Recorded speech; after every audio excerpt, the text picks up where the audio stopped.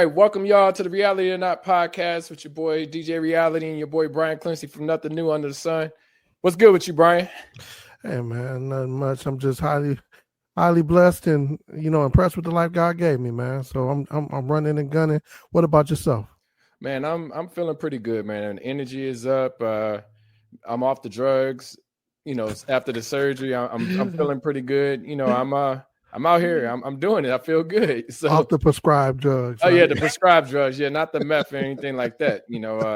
That's the white people, the low income drugs. Like I'm on the higher end, the ones that they get addicted to, the promethazines and the gabapentin and all that stuff. But it's funny. I was talking to somebody. I was like, man, I don't even know how people can. And like I said, everybody got their own pains that they're dealing with and stuff like that. But I was like, how do people operate with this stuff in their system, like as an addiction? I'm like, I can't, like, not that the drugs were like taking me, where I was uncomfortable, because it was helping with the pain. So it was really more so focused with the pain, with the neck recovery and all that stuff like that. But it was just like, I was like, damn, I don't want to ever mentally not be there. Like I remember when I was watching this interview with what's dude from LA, not Earth Gang. What's that nigga name? He still be coming out with stuff. Whatever. Tyler, the Creator? Tyler, the Creator. Yeah, he was talking about like how he's never done drugs or drink alcohol. And I know you don't either, but he was just saying how, he don't ever want to be in a position where he's making a decision and it's not, and he's making it based off of being under the influence and stuff like that. I was like, oh, that's an interesting way of thinking about it, because, he's rich, he's famous, been doing music damn near almost 20 years now. I think around 2008, 2009. So almost 20 years. And for him to just not have to, succumb to anything within the industry is just like, free drinks or your drugs of your choice, being famous and stuff like that. It's just, I mean, it's not weird, but it's just, it's very, like, I wouldn't think of too many artists that would be in that position to be like, well, I haven't ever done this, or I haven't, See, what's weird to me is like, and I'm gonna slide this right into what happened this week with Puffy. Like, what's weird for me is for Puffy to do drugs and be on drugs that heavy to where him not knowing what he doing, and that whole him pushing drugs. I never thought Puffy would push drugs, but I think like he was like, yo, bring drugs, and they was like, yo, I can make some money, so they brought drugs that they could sell too, right? Yeah. But like, the number one, like Biggie 10 crack commandments, what's the number one rule? Yeah, don't get high on your own shit. But it's funny, it's crazy to me that, like, so with the whole Puffy thing, right? And like I said, I'm never gonna say, somebody's not responsible, but at the same time, as an adult, whatever, because they essentially got Puff on the trafficking. Person. Yeah, the taking people across state lines and stuff, the prostitution, the stuff that they, like, niggas be flying chicks out, what I'm saying? And that's essentially the crime. Like, they flying them out and then having sex with them, right? Because I fly you out, I'm gonna take care of all your stuff. But Puffy was just doing it on a higher level, and they couldn't really get him on anything else, so they got him on that. And it's just like one of the things that I was talking to a friend yesterday, and they were saying, well, I hope I like 5 years or whatever time isn't enough. And I was telling them, I was like, man, I don't want nobody, no matter what they did, to be locked under the jail. I don't want I don't want them, like it might go as crazy as, pedophiles and rapists and stuff like that. Yeah, I don't like that shit. But anything else, man, like, because it ruins your life. Like, it's a death sentence, literally, just for you to be able to try to redeem yourself within society. Now, if you do something extreme, like you're killing people and stuff, of course, but stuff like that. And honestly, I don't even think he's going. I mean, I think he got 14 months time served. And then 5 years, 4 years, 2 months. 2 months, yeah. 50 months. So essentially he's going to have to do 30 years. I mean, 30 years, 3 years. So that'd be crazy, 30 years. But all that being said, he probably end up getting less time for that, because it's a crime that most people don't go to prison for. So I don't know. Yeah, it's one. So even the Mann Act, which is named after the white slave trafficking act, is really what it is, right? Mm-hmm. That's what he got convicted of. And I mean, if you really look into it, like the Mann Act was because this boxer was was going. He was whooping ass and going into towns and flaunting him coming into towns and getting these white women, right? Damn, I didn't know that. I mean, but think about it like this: you rich and you famous. You be like, hey, look, instead of having to worry about local or whatever or getting in trouble for that, you like, well, I fly in the ones I know and keep it good. Like the one, what was that dude? I forget, he had a crazy ass nickname. I can't think of his name. One of the dudes that was having sex with Hammer Rihanna or something. Yeah, he had a crazy name, and it was just like he was saying, like, you know, it wasn't no. I mean, and that's they painted a crazy picture of Puff, which got him the time. Like it was. See, that's why I disagree with you. He painted a crazy picture of himself. No. This is what I'm saying. If these are the charges that you're going to be charged on, the things that they're using against him has nothing to do with those crimes. Yeah, well, that's what I'm saying. Like, yeah, and I agree with you. Cassie tape, all that stuff that has nothing to do. And this is what I understand from reading about it and hearing it on my from the NPR stuff is that like they take in the fact your character flaws into sentencing. So like I think he was pretty much damned because of what I mean, because the judge was heard most of it, heard all of it, right? Mm-hmm. And so again, he was convicted of being an asshole. Basically, yeah. So that's the point I'm saying. Like, you could be a douche, you could be a fucked up nigga, but I mean, for somebody on a first time offense, I mean, we're trying to operate within the laws of the government, right? And on a first time offense, like even like. Not to say, I mean, I'm not going to commit a crime, but, most of the time within criminal things, like if you get pulled over, like, oh, this is your first time getting pulled over, we just go give you a ticket or a citation, or we just go tell you to go. You know what I'm saying? You get pulled over multiple times, or we see you got multiple misdemeanors or felonies and stuff like that. Of course, crimes are going to be a little bit more harsher on you, but he doesn't have any. It's just literally based off of the word of the prosecutor and the people that they interviewed.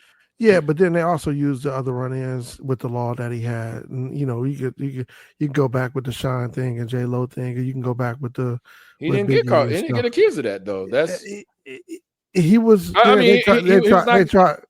I mean, that's what I'm saying. Like they can throw all that stuff in there according to sentencing, but I know they could paint you like a terrible person. Period. I'm not denying that. What I'm saying is the fact that. It like all of that stuff was taken into account, and it didn't matter what the real charges were, right?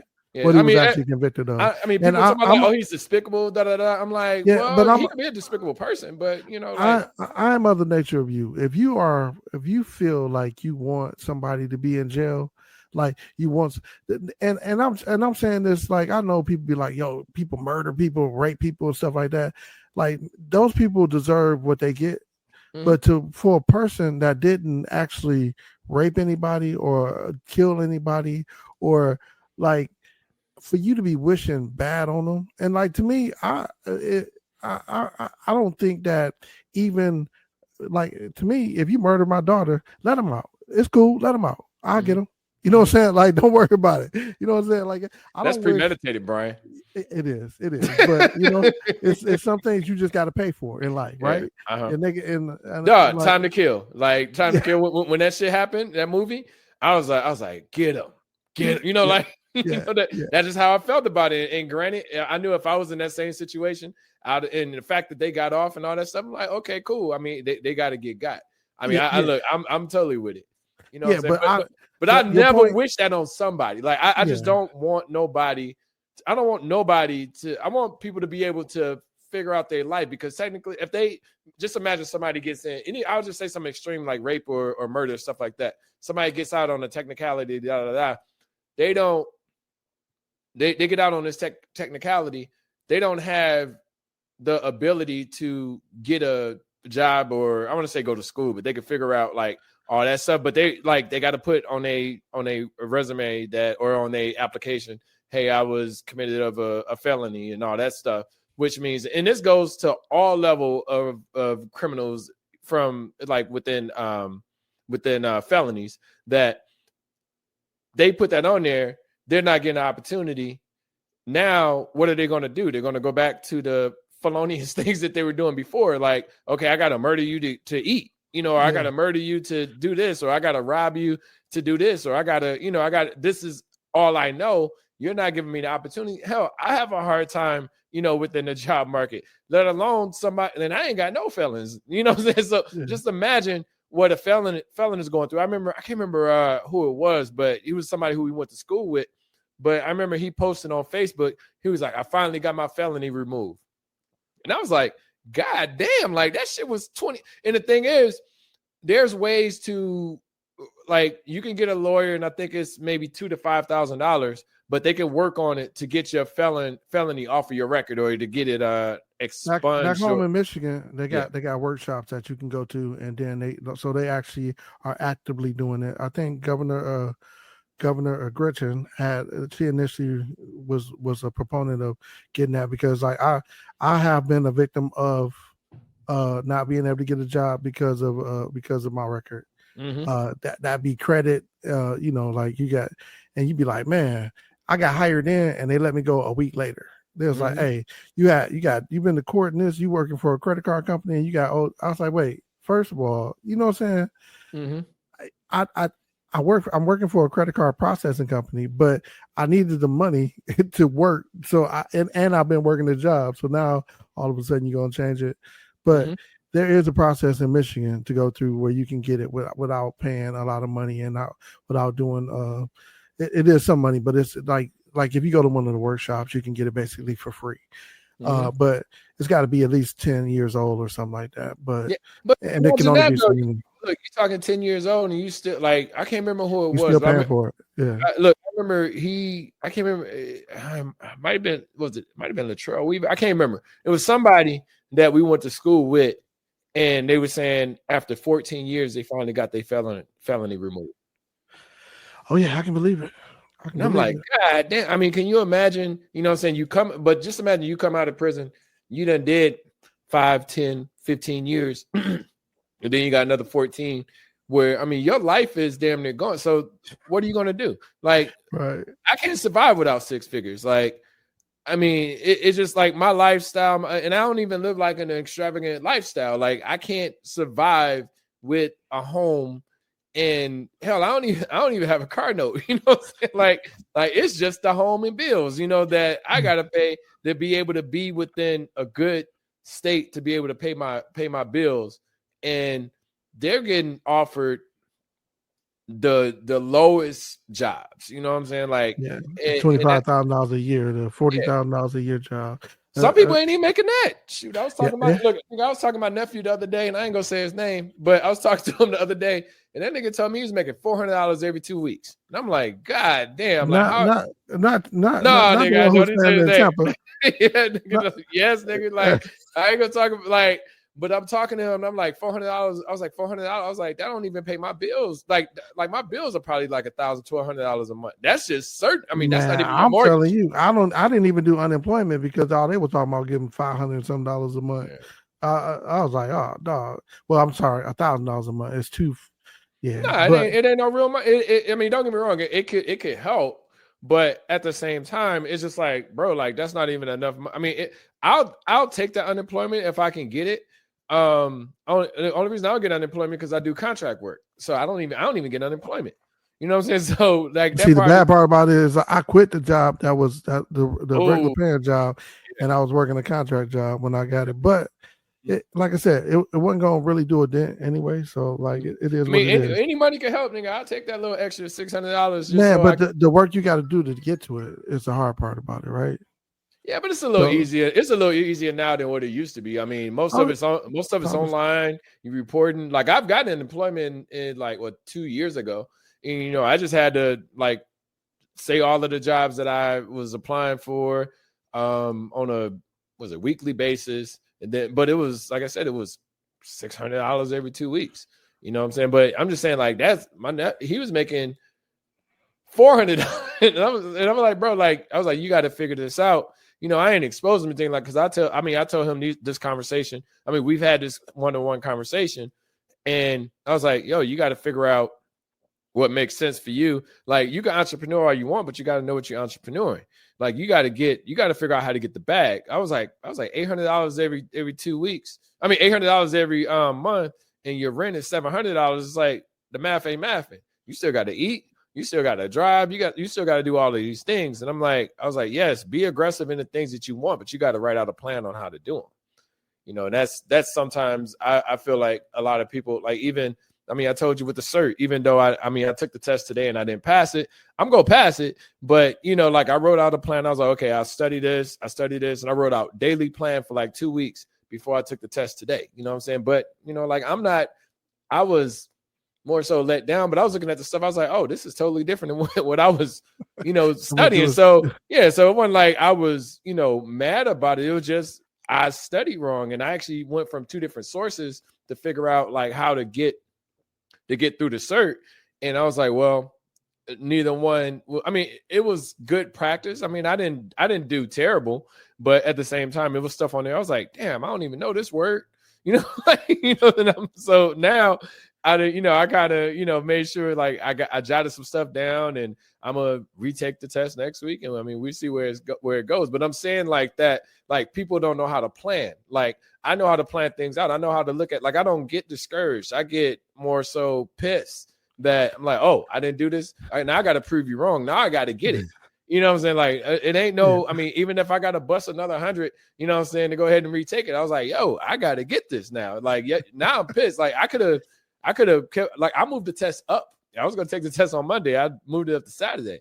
Now I'm like, nah, fuck that. I'm going to get this motherfucking shit. And then that shit go bump me up another 20 or 30,000. So that, I mean, that's I can put all this money. I can take the test 5 times, and I don't like, and I passed the 5th time. And the return on investment is what it is, right? It is so like crazy. With that 20 times, you know. So with that being said, right? Mm-hmm. And like I'm gonna bring you to one of the topics that we talking about. How do you manage wealth, right? So like, the salary is there, right? How do you build wealth from the salary, right?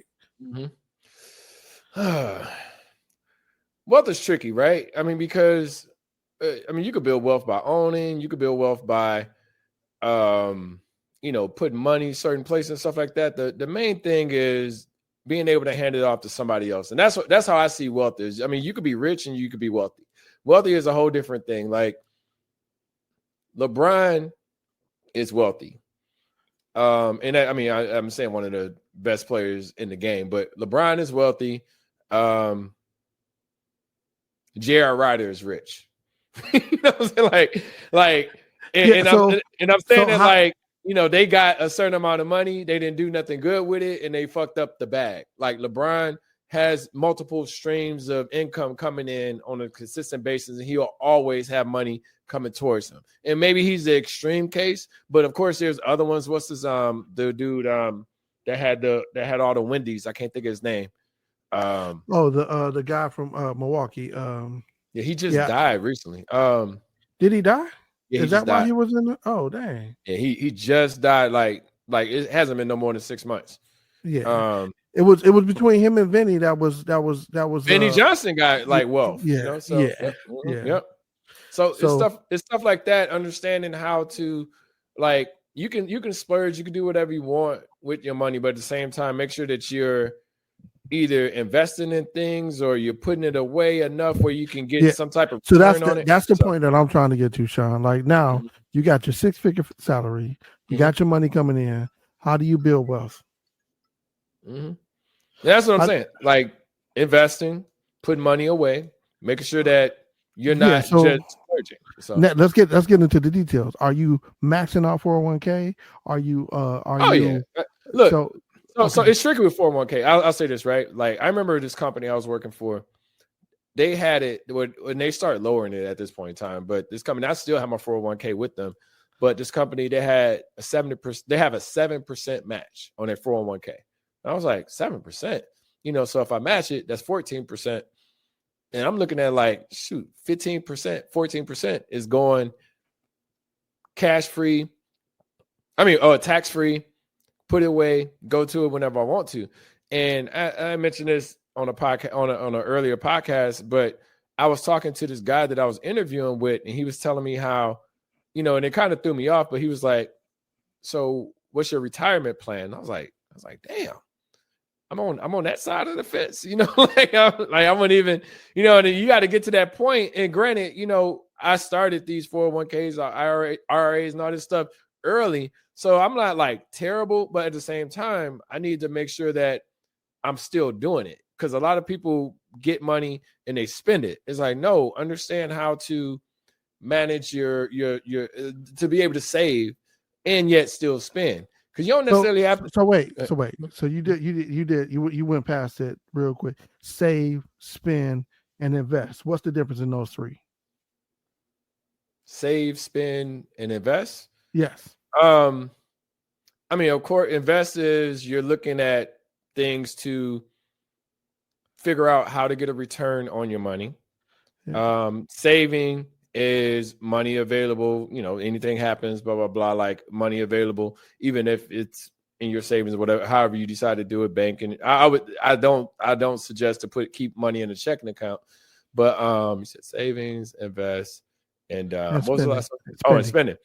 Yeah. And putting yourself on a budget, understanding that you don't have to keep up with the Joneses. Like, of course, like we all like nice things and stuff like that, but like it's so funny. So I'm having this conversation with the same nephew, and he was like, yeah, I'm looking at getting 2 cars, or he said he's looking at getting a car and a motorcycle by the end of the year. And I was like, well, it's September now, or it was like the last week of September. I was like, so you got 2 months to get 2 vehicles, and you're only bringing in 400 a month, or 400 every 2 weeks.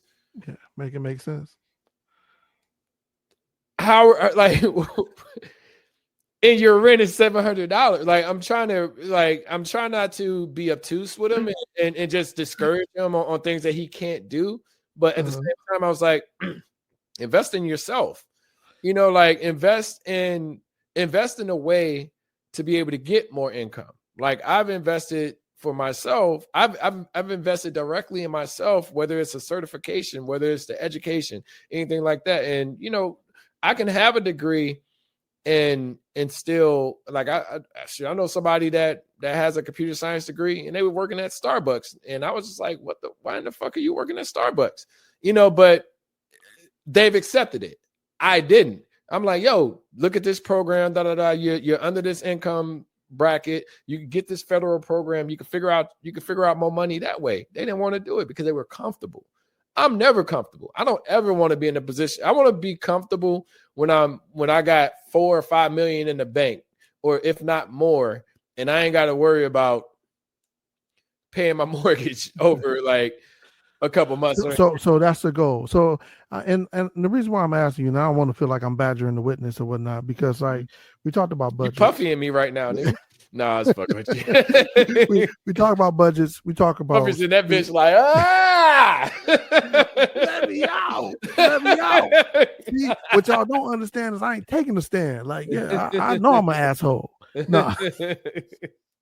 But no, so like the mix is like, so you got a budget, and like there are so many different applications and stuff now that you can create a budget with and get an understanding of. I was talking to my son's girlfriend, and she asked me. She said, I asked her. I was like, so what you gonna do? She said, well, I got to get some income first. I said, you don't have to get the income to get the budget, because you kind of get the budget to understand your income. Yeah, right? Figure it out. Yeah. Yeah. It makes it way easier. Like, yeah. Or you just go spend money frivolously, and then you go be like, oh damn, I ain't got no money. Then that kind of creates the check to check mentality. Yeah. And so that's really what I'm talking about, because wealth is building out of that check to check mentality. So you have your high value salary. With that high value salary, that you have different vehicles in that high value vehicle. So you got 401k, you got IRAs, and those work well with the taxes, right? And then understanding those wealth to me is really understanding how you're gonna live without working, right? So you have those different vehicles. You have those different tax. I'm gonna call them tax vehicles, right? But there's also, like you said, the investment was in your education. I never looked at my education as an investment, but that's getting a cert, spend that money, that's an investment. But there are investments and if you invest in index funds, I tell my sister and I tell my son, I was like, look, y'all can spend all the money in the world, just break off $20.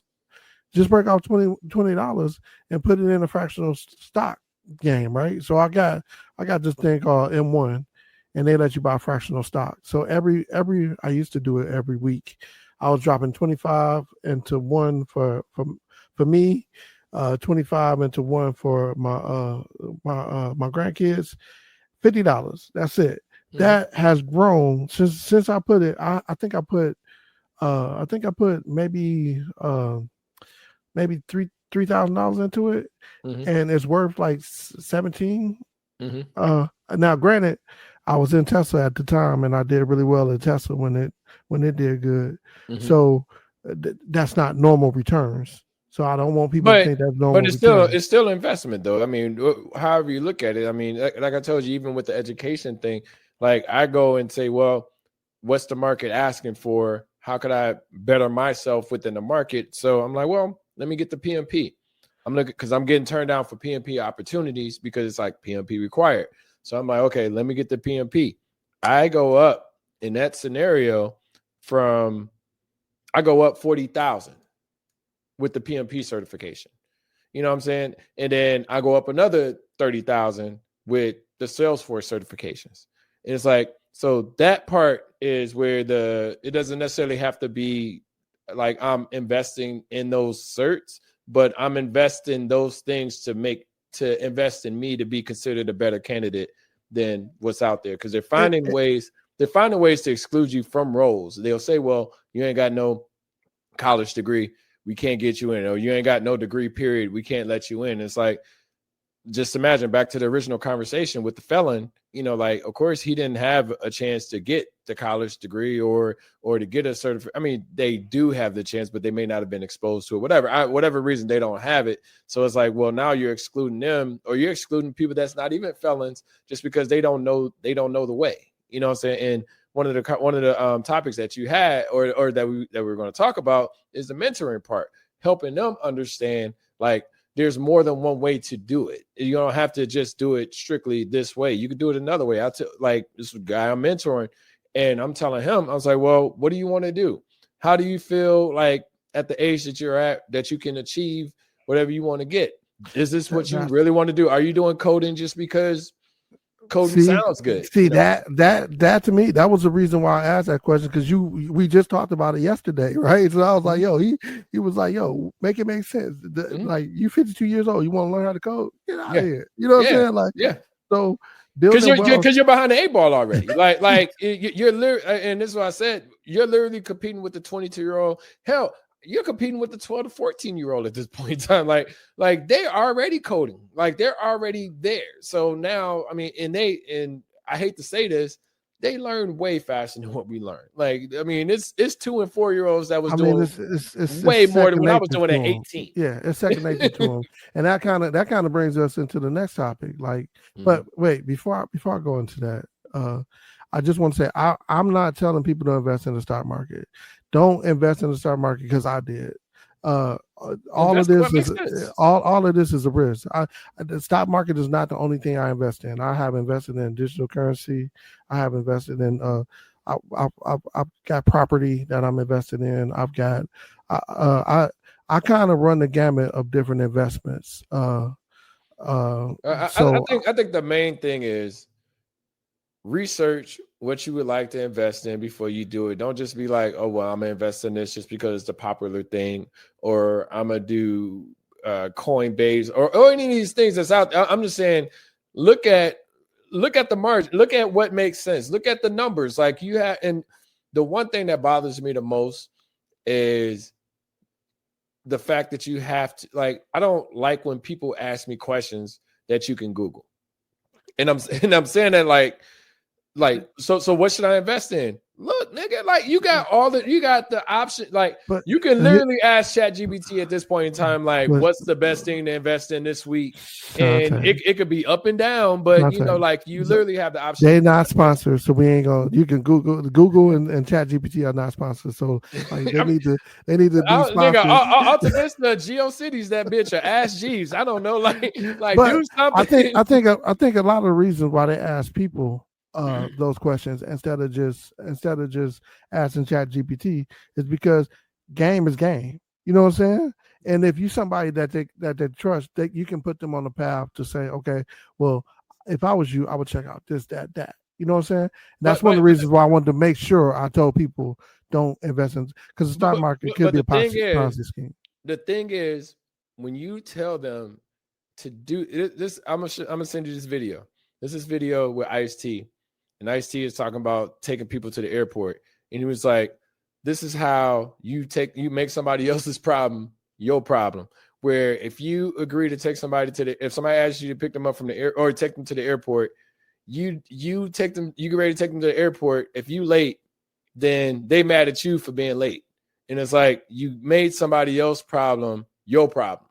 And I say that as in, if somebody loses money and you tell them what to invest in or what you're invested in, they're gonna be like, well, shoot, listen, people, I'm saying, listen, take the advice that people provide you, but don't use that. Like, still do your own due diligence to figure out what makes sense for you, because they're gonna, dog, and it probably just matter how much they lose too. But if you tell them, hey man, if I was you, man, I just throw 25 or 50 in this, and you know, they lose that 25, and then the sometimes within, I want to say within the Black community, I would say within my mom's community and other nigga mentality communities, is that if they lose something, they're going to try to figure out how to get it back, and they're going to fight to get it back, and they're going to end up losing way more, and they're going to be like, well, Brian told me that if it hasn't done it, then you lose 500 or 1,000 or 5,000 trying to get it back at the casino.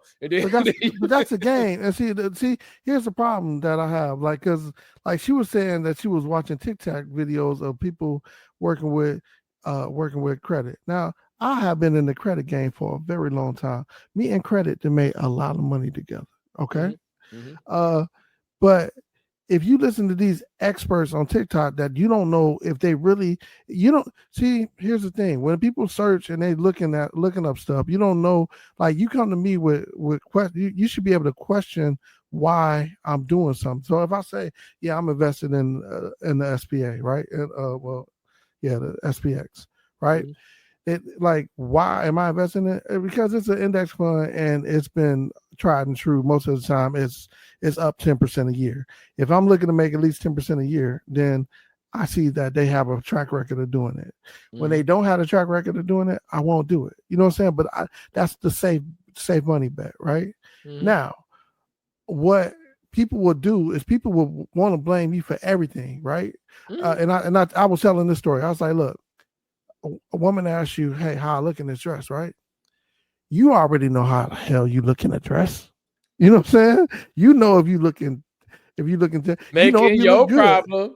Making your problem my problem. Yeah. Like so, if I tell you like, you look kind of chubby, then you're gonna be mad.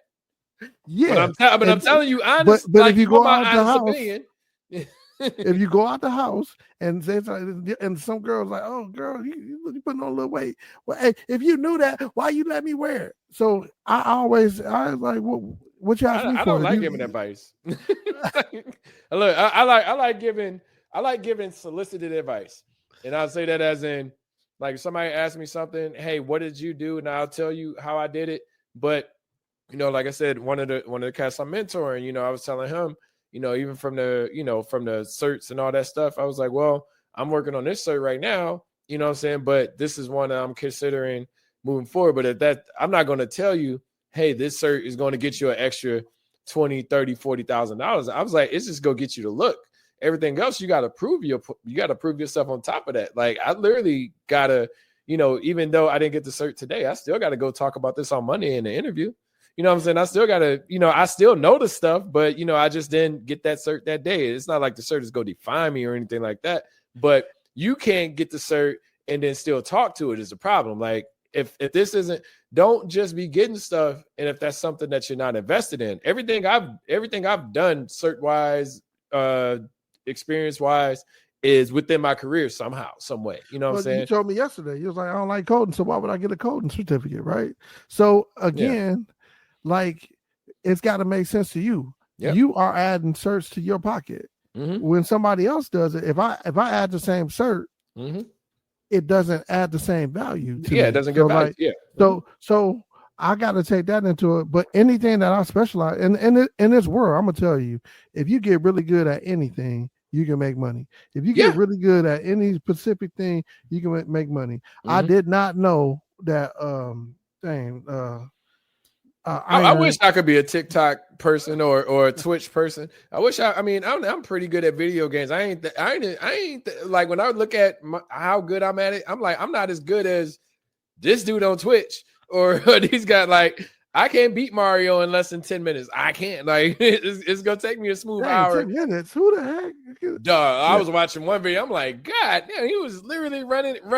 He just running all the way to 1-2, jumped over, got to the top, went through the thing, went to boards 2, you go to 4, go to 4, got through 4 real quick, went to 5, warped to 8, all within 10 minutes. I was like, God damn. Wow. Yeah, so, I thought, you know how long we played that? No, and, hey, you saw that video that I sent you. Like, I didn't even it's ways to continue where you finish. Like, we were starting from the beginning. Yeah, that's wild. I didn't realize it was a continuation or whatever. We sitting up here just starting all over. Hoping, I got a homeboy who a blacksmith. I was like, dog, they still got blacksmith? He was like, yeah. I make some like you come to me for your custom stuff. Like if you got rails that you got to match from 1980 or whatever, 1880 or whatever, like he matches those rails. He gets paid. He can do like he can do a couple pieces like railing. Like he does railings is what he does to get the most money. He can do 5 railings and make enough money for the whole week. When I say enough money for that's $2,000. Listen, it was a dude at my job, and he was taking a blacksmith class. I was like, nigga, what the? They pay y'all to fucking do Game of Thrones type of activities? I was like, what the fuck? Like, they got instructors that actually just focus on doing this, being a blacksmith. I was like, listen, I mean, you brought up a great, like, you could literally be doing anything in life as long as you're good at it, you can make money from it. Yes, as long as you're good at it. If you can sew and you can sew the hell out of a shirt, you just have to you have to be confident in what you do and have faith in what you do. And like it's a million t-shirt makers or whatever, but there are some t-shirt makers that make a lot of money, and I don't know what the difference is. Like it can't be designed because they have different designs every month. But if you got it, if you got that bug, do what you best at, and the money will come. Mm-hmm. But the difficult part about that, the hard part is, it's hard for people to do that when they don't have a source of income to support them. That's why people get these menial jobs. But this is where I feel like you need to have a strong income source to end up doing the things you want to do. Like one of the topics you have, or that we go talk about, is like, if you could be doing anything else, you know what I'm saying, what would you prefer to be doing? And like for me, I would love to be a video gamer, and all I do is play video games. But I mean, the one thing I do love is, I mean, I just so happen to find it very early, is I love DJing. So, I make pretty good money doing it, but I don't make the 6-figure income that I want to have to be able to sustain it. So like at one point in time, I was fully DJing, and that was just where all the income came from. Then it came to the point I was like, well, shoot, I need health insurance, so it's like, well, how do I, I'm not going to pay for it out of my pocket, but shit, that shit would have cost me way more than, I mean, I'm like, well, shoot, I got this knowledge up here, and I got not just strictly certifications, but I got this education. How can I leverage that to end up supporting back and forth? So now I can DJ, still make good money. I can do my regular 8 to 5 and make good money. Like I remember watching what was that show or the movie with Adam Sandler? His uncle died and gave him all the money. Mr. Deeds. Oh, Mr. Deeds. Yeah, he was saying how his uncle always wanted to be a DJ or radio DJ. So what he would do was, I mean, of course, he had made millions and whatever amount of money, and he would go to the radio station late at night and just be on the radio, like on the late hours when people weren't really listening to it, from like 2 to 6, and just do his own radio show of a radio place or station that he owned. And I was kind of like creative on like finding a balance of, of course you're making millions over here, but you're still doing something that you're passionate about. So your what you would be doing if you didn't have no job is like if you didn't have to worry about a career, would be DJing? Yep. Every day. Yep. Okay, so the art form of getting people to move and packing a court or packing a court, packing a house. I pack a few courts. Yeah, it's a few. It's way easier than what it was back in the day, but the amount of equipment that I carry with myself right now is way less. I mean, I used to carry like 2 18s, 2 15s, sometimes 4 15s, just depending on the crowd capacity. Now I just carry the two that they kick way louder than them 18s and 15s, but that's technology for you. I used to carry like 8 or 10 and crates. they preamp, right? Yep. Yeah. So I got. Yep. Yeah, so I used to carry like 8 to 10 crates with me everywhere I went because I couldn't have all of the music with me. And that's why I stopped DJing, because I didn't have the room to put, like, I wasn't buying a big car to keep all, because then, like you said, you got to buy the new music, and you didn't have the repertoire of going back as far in time as you wanted to, like you can now. But yeah. And the music wasn't cheap too. Like people don't realize how music is so less. It is not considered at the level that it was before, where we used to wait for CDs, or we used to wait. Like I remember Ain't No Future in Your Friend, that record in general, like I had to order that from London, like I had to order it from England, and I spent $35 plus shipping just to have that record, just to be able to play it, because I couldn't find it nowhere in the US in like 97 or whatever. Because was that the single, or was that the single? Dang. Yeah, single flip. One side, and the flip, it was like a reprise, and it was like the instrumental. That was it. Oh, shoot. Yeah. But I had to get it straight from London as like a London press, or it was sent over to London, and like I couldn't find it. But I had to have it because that was one of the songs that, whenever you go into your old school set, like you'll drop that in and everybody be like, to the beach, then they just kind of vibe with it. Now it's just an MP3 on my computer. Don't take no space up. Don't take no extra space. Yep. And you can see the BPMs right there. Like I would like to get back and see how it's done now, because it was so, like, the tape on the record to make sure that I can mix it. Where you scratching? Yeah. I mean, because you literally listening to the headphones to see if this matches with this beat. But I'll say this: the beautiful part about that, like, it is kind of I don't want to say it's a cheat code. It just made it easier for DJs. Like, I mean, back then, I mean, I could be that old fogey, be like, oh man, you using the BPM. I'm like, nigga, use that shit. I use the shit too. Fuck it. It makes it way easier. I ain't got to sit up here and go in my headphones all day, whatever. Like, I can bring in a record like within like 30 seconds or a minute. Yeah, I can speed up the BPMs on this record to match. And because this Filipino dude, he be rocking it with the old school and new school stuff. I'll share some of his stuff. I was like, oh, that's what's up. I would I know what 2 jobs I would be doing. I'd be coaching and refereeing. Those would be the 2 jobs that I would do if I like. I could see making a career out of it. I don't want to ever have to be a coach or have to be a referee to make my money in life. But yeah, I think that's definitely what I would do. And it'd probably be on the lower levels. It wouldn't be like, I don't need to be in the NBA or nothing. It'd probably be high school, junior high.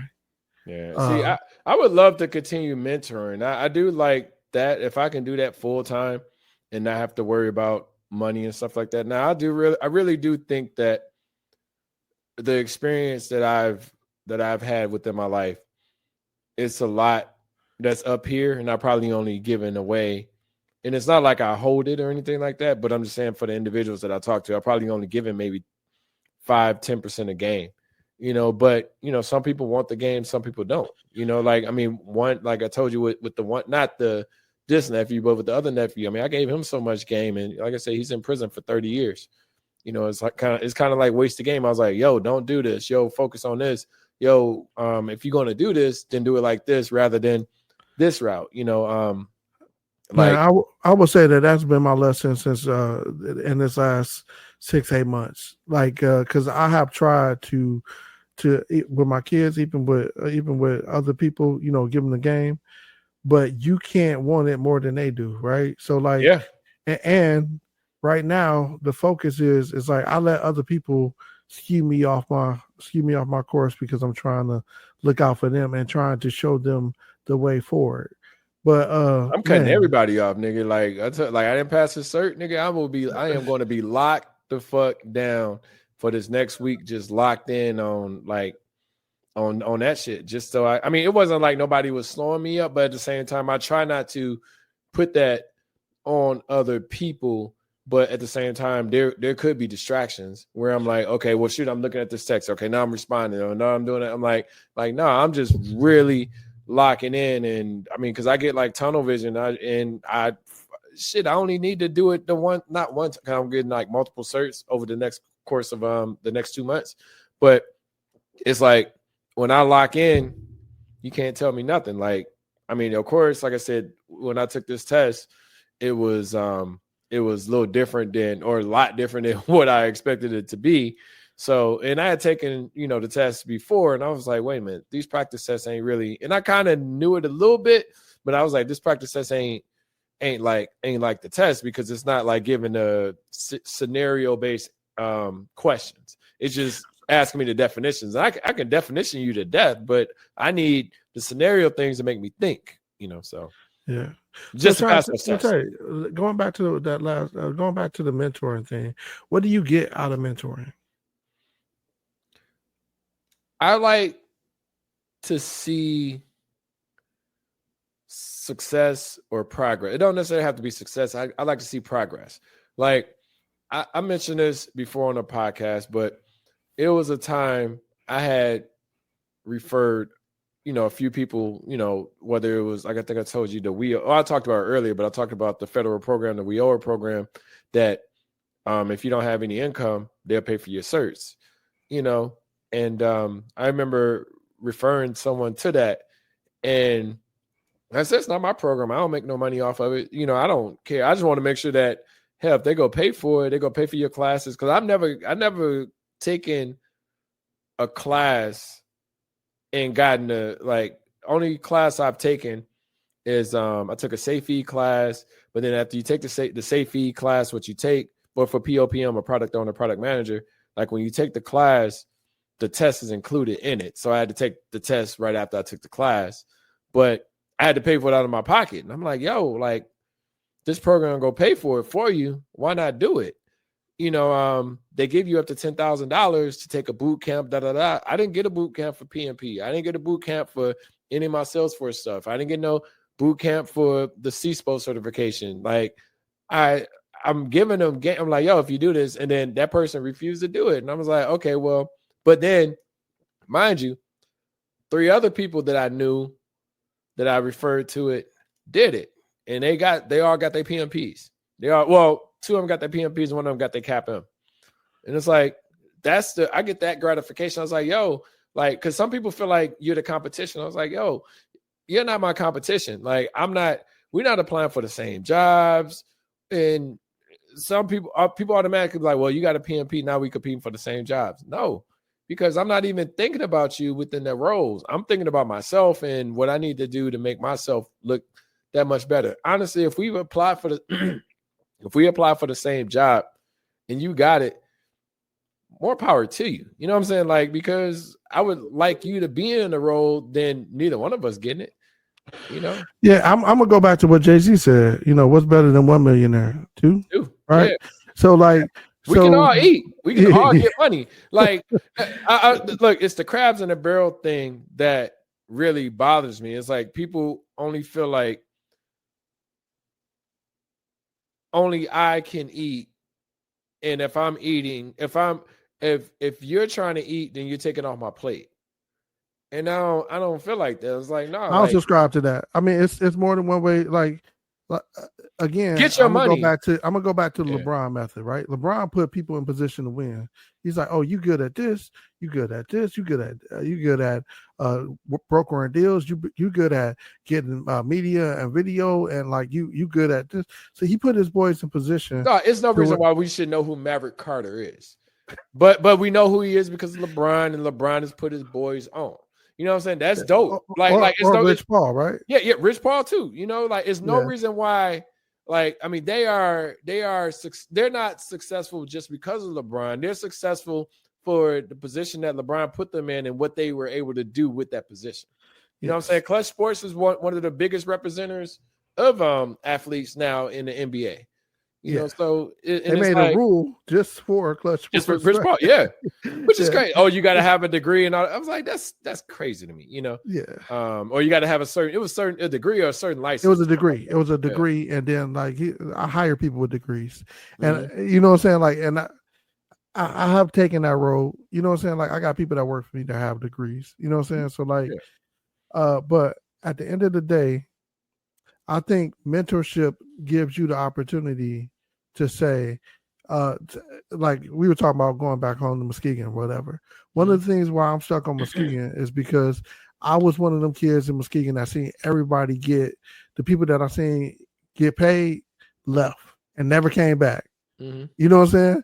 And like, you're like, dang, like it would have been nice to see how you did it, or like to adapt to how you did it, or like put me in the game like LeBron. You know what I'm saying? Yeah, but so let me say this. The thing that I think is bad about that though is like, I mean, I think what you're saying is good, but when you don't have that support system that's pushing you, like think about it like playing sports and stuff like that, or even education and stuff like that. Nobody was pushing us community-wise to be the best. I mean, I think it's probably gotten better over the time, but no one was pushing us to be the best athlete. No one's pushing us to go to this college.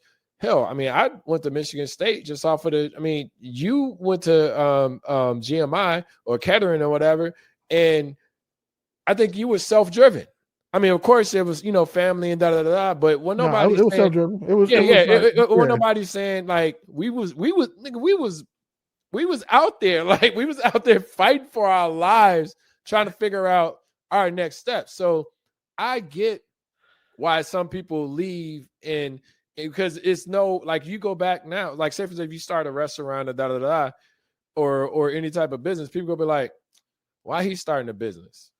But they go to Scripps for 40 years. You know what I'm saying? Like, or why he's starting a pizza place, or why he's starting a barbecue place. Why he doing that stuff? And it's like, damn, like why can't I just start because I'm good business with them? But that goes back to the other part, right? That goes back to the other part.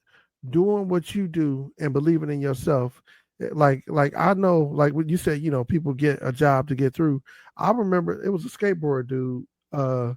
Dude was basically homeless. He just he basically hung out there. Like he was on the AND1. AND1 had a mixtape with the skateboard kids, and he was like, man, I ain't got no. But dude was so good on the skateboard, and he was, like I said, he was couch surfing or whatever, and believed in himself so much that like he got like to like a Tony Hawk type level of it because he always believed in himself and got a brand deal or whatever. But the same thing where when you're saying going back home and people second guess why somebody would open up a coffee shop who don't drink coffee, who like, I got vision further than most people can see, right? And when you box me in saying what I can't do, I'm a lot like my cousin. I'm a lot like my cousin, and I'm gonna show you what I can do, right? Keep telling me what I can't do, and I'll show you what I can do. And, but so on top of that, this is, and sorry for interrupting. This is the thing. Like the people that don't support you are going to be the biggest haters.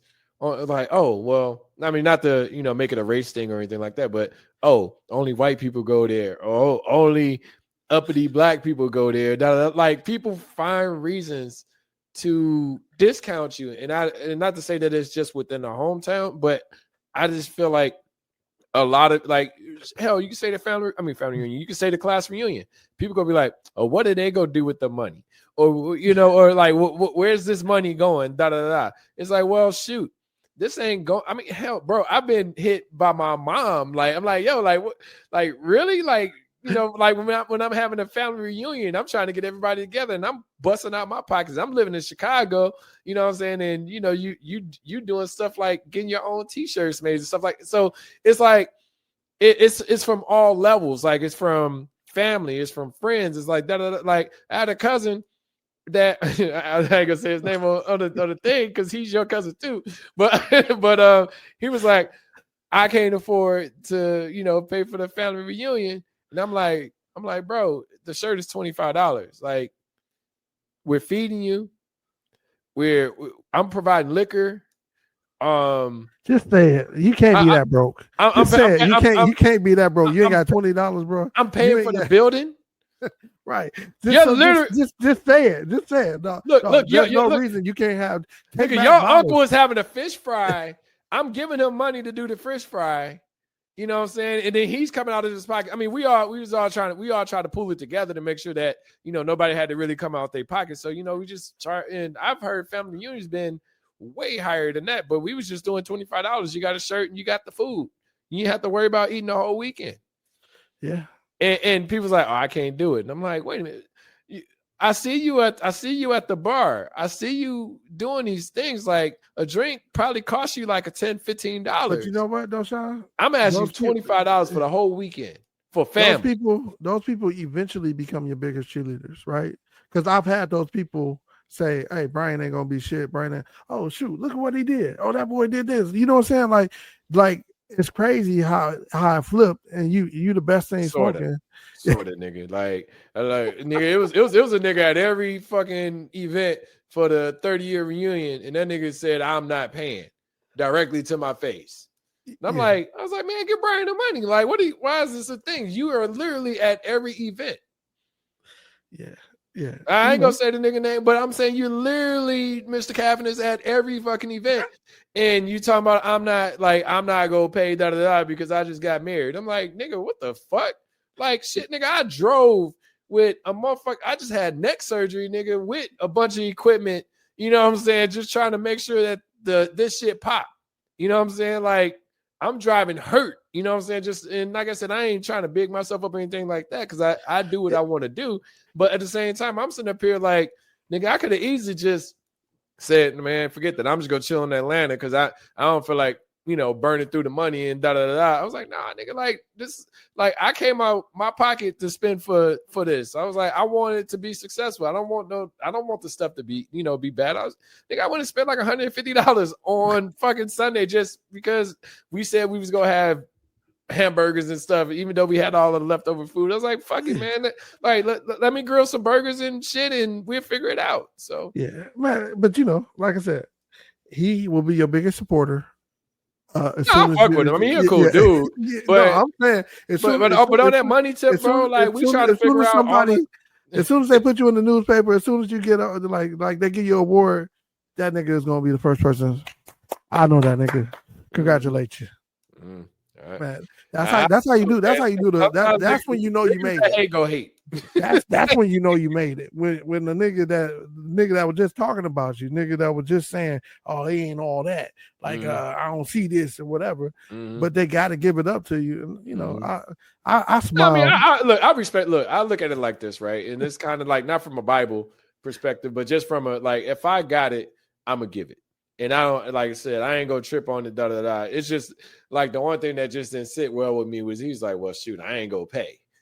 I was like, damn, nigga, like you could at least hit it, like if he came, I was like, man, Brian over there collecting money, pay him or whatever, and he walked that way and shit didn't happen.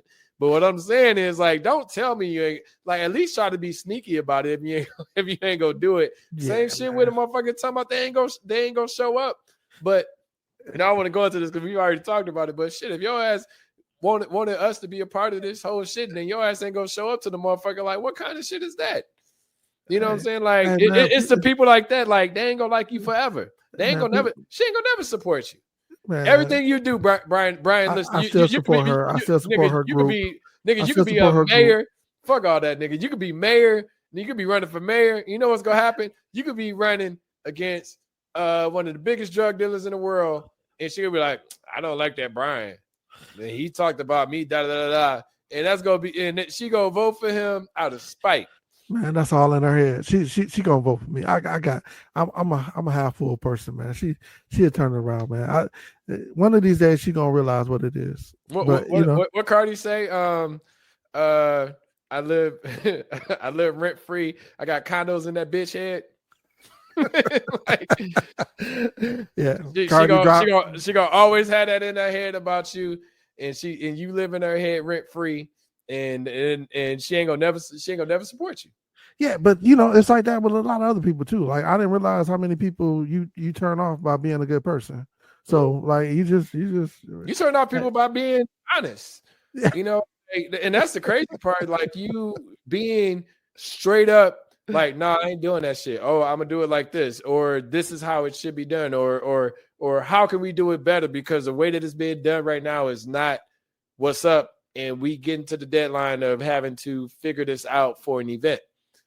What do you do? Oh, now I'm the op. It's like, that's all I'm saying. You the op whenever you don't follow somebody else's instructions, right? Yeah. But every time. Again, so let me take. That's the part of being a product manager too. Nigga. Right. I'm so many nigga ops. Right. So with that being said, like the other thing, the last thing on our list about the topics is technology and how it affects your life. And I wanted to know, because we work with technology all the time, how technology has changed your life. We are one of those few people that went from basically almost zero technology, big TVs with big tubes, to TVs in your hand, right? Mm-hmm. So like how has technology changed your life? And I'll give you a prime example with me and you, right?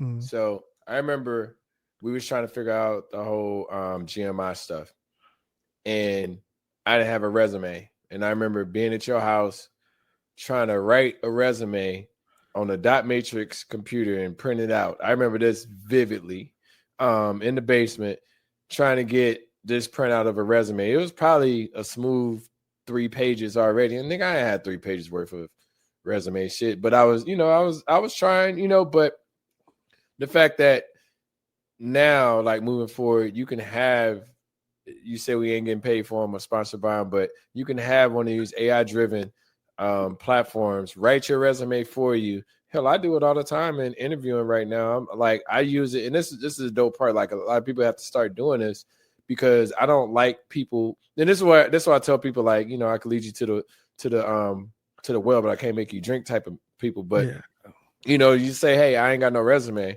I'm like, you can literally tell an AI, like, even if you ain't got no Word document or PDF or whatever, you can literally voice what you want in your resume, and it'll format it for you and put it together for you. And that's just crazy to me, because people have that ability, but they don't take advantage of it. It's like having the technology and not using it. So that's why I say, when I use it, like it's funny, I'll get a set of questions. Like say for instance, this one interview that I did like a couple of weeks ago. And it was kind of cool too. I even got, I'm moving on. Actually, the interview is for tomorrow, but I was talking to the lady, and she was like, she just asked me, she's like, well, I really want you into this role. So these are the questions I'm going to ask you, and then we're going to figure out from there. I was like, well, hey, I was like, can you send me those questions instead of, just saying them? I mean, because I know how to answer the questions, but I want to make sure, because she wanted to, record it and make sure that it was, made sense for the company that I was being recruited for. And making sure that it was, I had like a little heads up so we can get through it real quick. Like, I just threw the questions in I threw the questions in the AI driven platform. And I was like, and I threw my resume in there with it. And I was like, yep, edited that, changed that, da-da-da.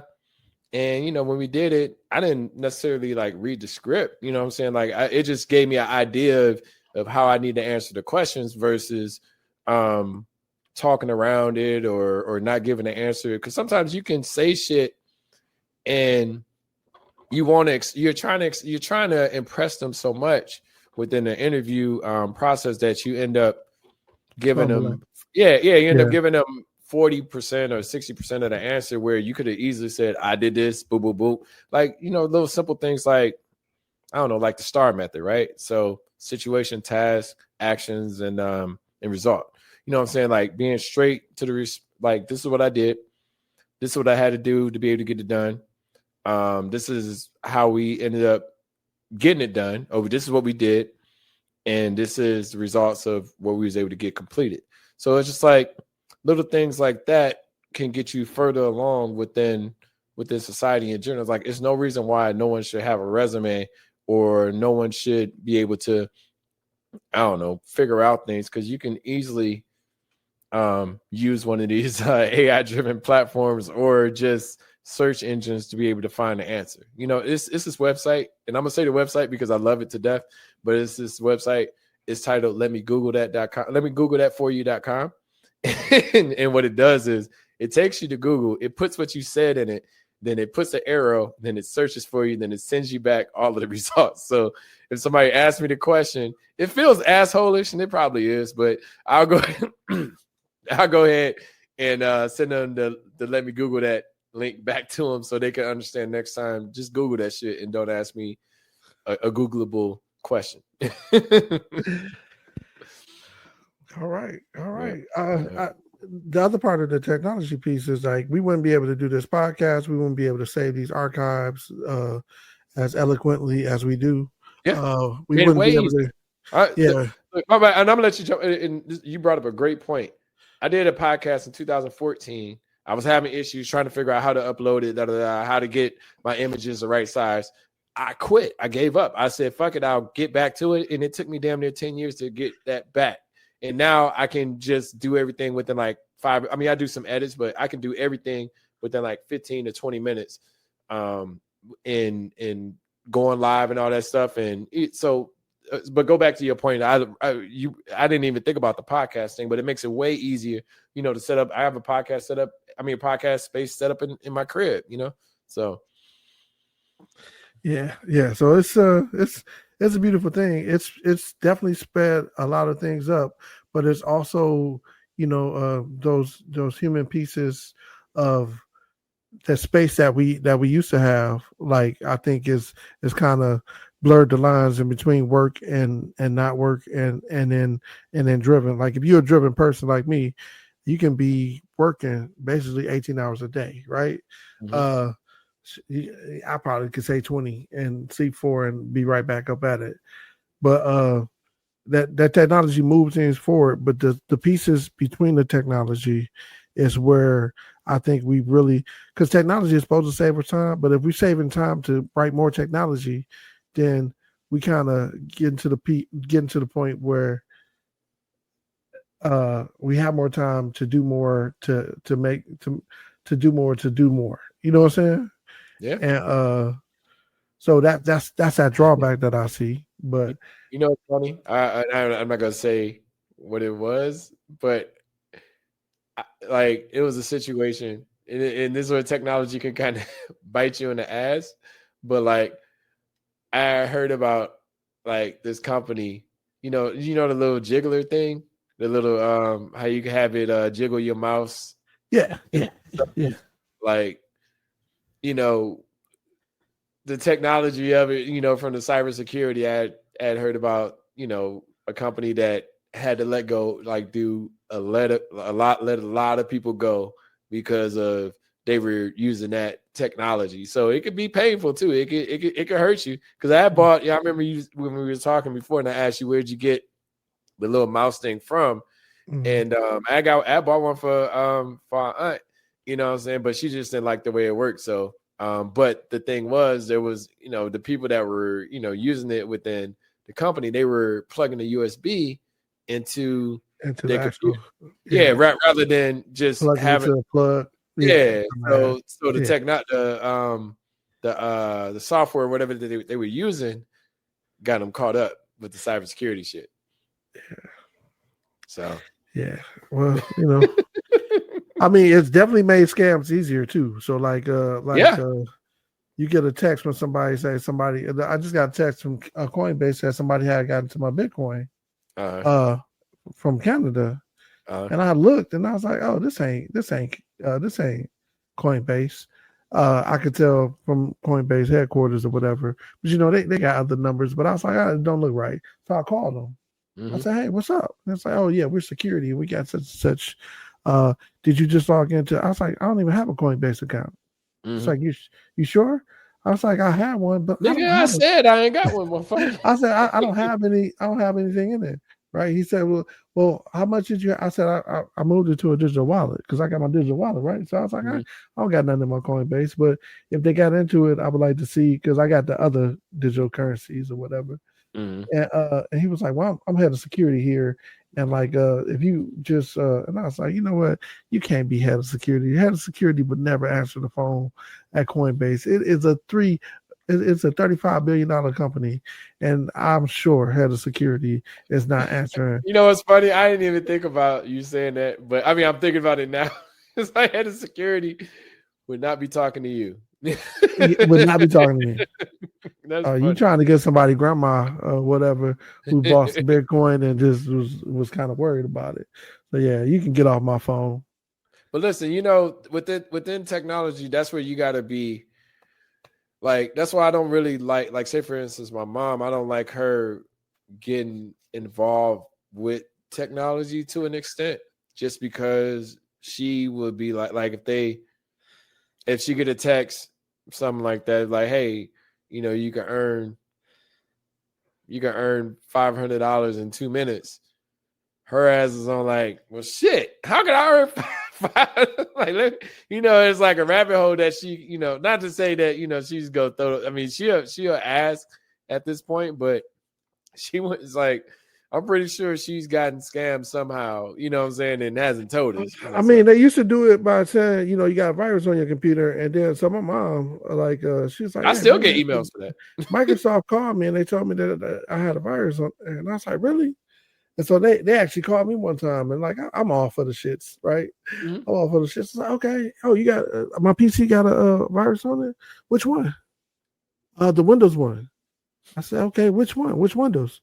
The Windows, you talking Windows XP, Windows 11? I got 7 computers here. Which one is telling you about telling you it's got a virus? And who are you? They can tell you the IP address and everything. They should be able to tell you. Hey, but you can't tell me the IP address in my network. I only have one IP going out, right? No, I'm saying that if they can tell you, I mean, they should be able to tell you the IP address is what I'm telling you. Yeah, but if they can't give you that information. Yeah, that'll be for the router, right? Yeah. Mm-hmm. Yeah, but they couldn't tell me. And then I was like, I'm from Microsoft. Microsoft has support that calls you? He was like, well, we work with Microsoft. I was like, okay, so Microsoft has contracted you guys out to tell me. And so I'm at the computer. What do you want me to do? Go to this in the browser. I said, go to Team Viewer in the browser. You want me to download Team Viewer? You want remote access to me because you feel like I got ain't that like pudding? Ain't that giving you keys to the castle? Mm-hmm. He was like, sir, I'm telling you, just do it and I'll show you. I said, I don't need you to show me nothing. I want you to answer the question, right? You like me and I love it. Like yeah, go show me. Do it. What else? What I really feed into it. I got hit up by this phone call or this text yesterday, and they were like, hey, I'm looking for David. And I was like, oh, you got the wrong number. He's like, oh, well, I apologize, but hey, it's nice to meet you. You sound really good. You sound like a good person. I was like, it's nice to meet you. Can you tell me what city you in? I was like, no, not really, but how's everything? But I feed into him like, hey, how's everything going? Just so I can get him to go back and forth. I remember one time on Craigslist, I was trying to find a house to rent when I lived in Ipsy or Ann Arbor, and I looked it up. And I was like, had the pictures and everything. I was like, okay, this is cool.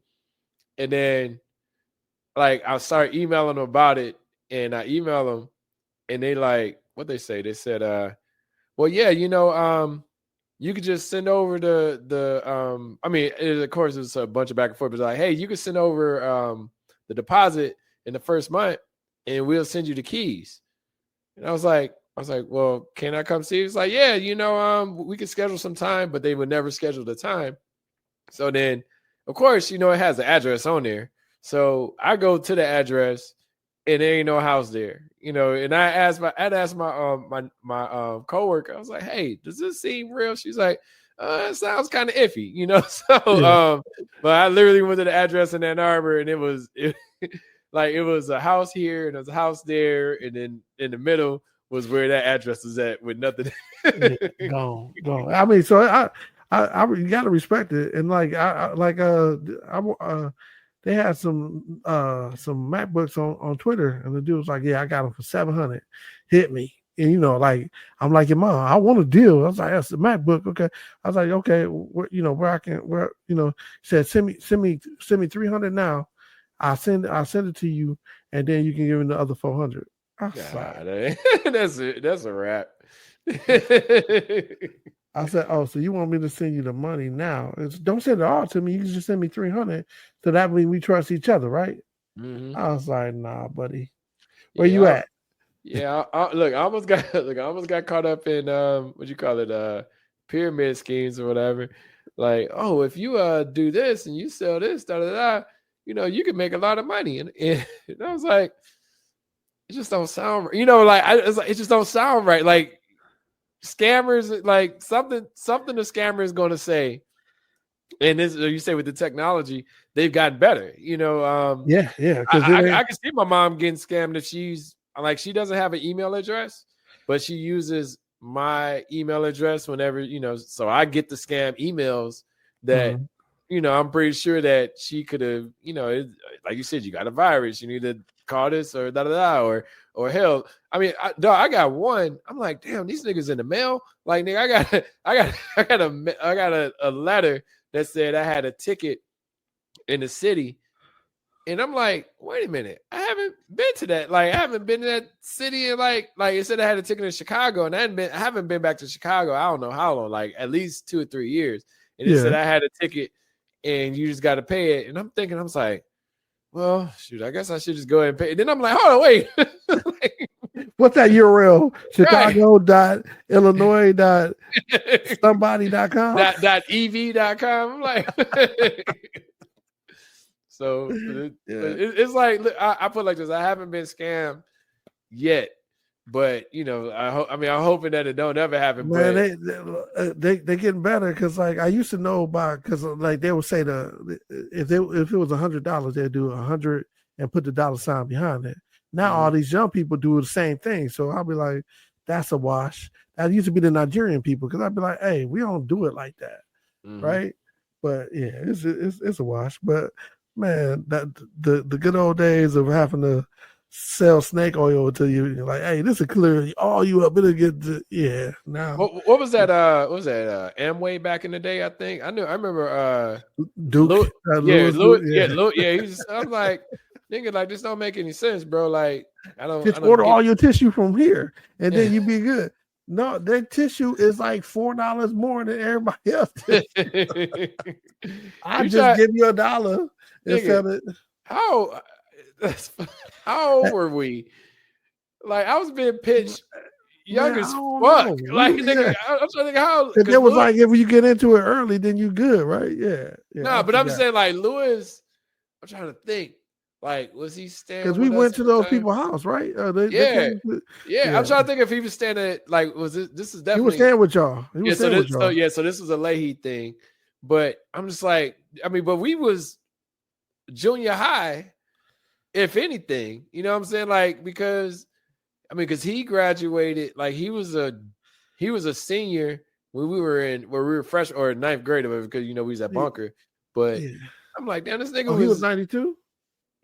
90, that would be 91, right? 91, no, 92, 92, no. 93, 94, 94, 95. He's 91.